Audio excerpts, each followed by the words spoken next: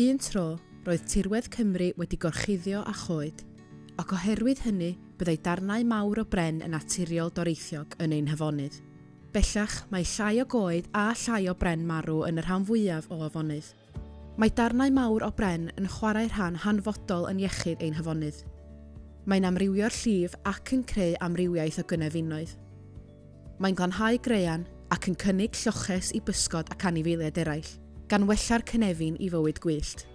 Gall darnau mawr o bren, yn y lle cywir, arafu llif y dŵr mewn glaw trwm. Mae afon sydd â llawer o bren hefyd yn dal silt, a hynny'n gwella ansawdd y dŵr ac yn helpu'r afon i ymddwyn mewn ffordd fwy naturiol.